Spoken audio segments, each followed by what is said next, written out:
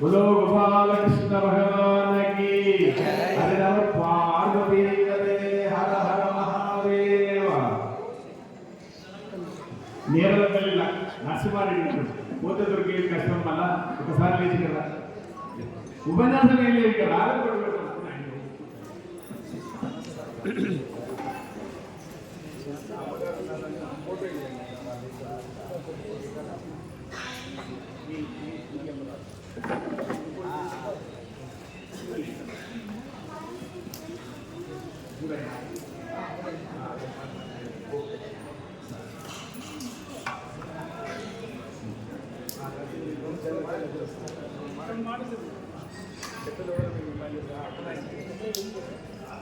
हरि ओम गुरु ब्रह्म गुरु विष्णु गुरुदेवो महेश्वर गुरु साक्षात् परब्रह्म तस्मै श्री गुरवे नमः अधिष्ठान नमस्कार नमस्कరించుకుంటూ స్వామి పాదములకు చేర్పాలపైన మాతృముఖులకు పుత్రముఖులకు నమస్కరించుకుంటూ దాదాపు 94-93 నుంచి వ్యవసాయం ఉన్నప్పటి నుంచి ఆశ్రమానికి వచ్చేవాళ్ళని కూడా ఫస్ట్ వంటశాల అది ఒకటే రేడియో లేక ఇవన్నీ కొంతమంది స్వామివారు నిర్మించారు కనుక మా గ్రామంలో యజ్ఞం చేసినప్పుడు స్వామిని ఆహ్వానించి ఈ స్వామి ఆ పెద్ద స్వామి ఇద్దరు తీసుకెళ్ళి మా గ్రామంలో యజ్ఞం బ్రహ్మాండంగా చేయించినాం.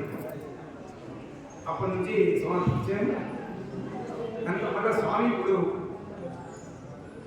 మా గ్రామానికి వచ్చి చెప్పినందుకు రావడానికి వీలైన వచ్చినాం.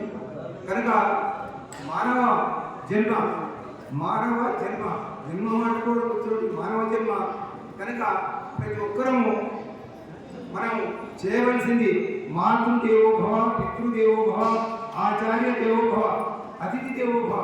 దేవంగా భూమాత నమస్కారం చేయాలి, తదుపరి తల్లిదండ్రులు నమస్కారం చేయాలి, ఆ తర్వాత గోమాత, తులసిమాత, గంగామాత, ఎన్నో మాతలు కుటుంబంలో దేవతలు. కనుక అవన్నీ చేయలేకపోయినా కనీసం మనం రోజుకి 20 టైంలో కనీసం ఒక 15 నిమిషాలు 20 నిమిషాలు అరగంట గంట ఏదో ఒక టైం చూసుకొని భగవాన్ నామ స్మరణ చేయాలి.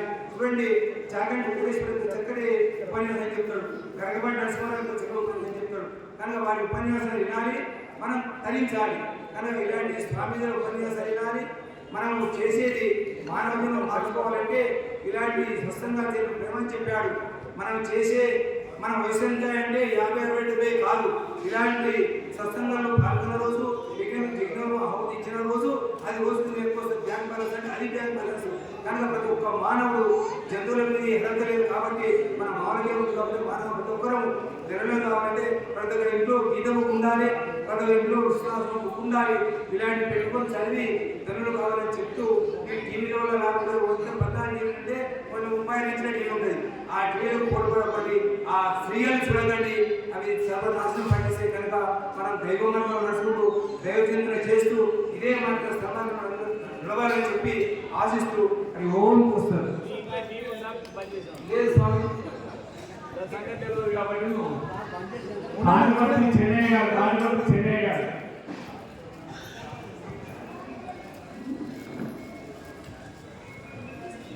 అంతా మన శివయ్య గారు ఆయన ఉపన్యాసం టైం ఎవరికి లేదు. నేను 1 గంట అయితే పని చేయాలి, 1:30 అయింది. అనేకంగా భయం అవుతుంది. మా అర్కిషన్ ఎటువంటి అయినా నేను ఏం చేస్తాను, మరి ఇక్కడ భద్రాపురం అందరూ